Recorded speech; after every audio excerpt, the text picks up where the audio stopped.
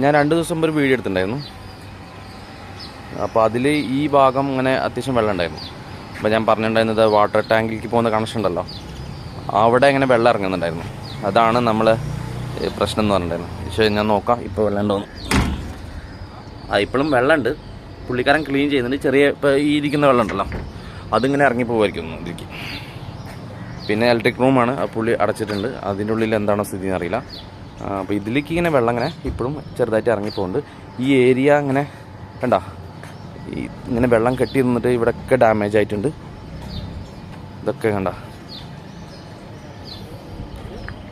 മൊത്തത്തിൽ ഇങ്ങനെ ഒരു നല്ല ഒരു സ്മെല്ലാണ്. ബെറ്റർ മാസ്ക് ഇട്ട് നടക്കുക.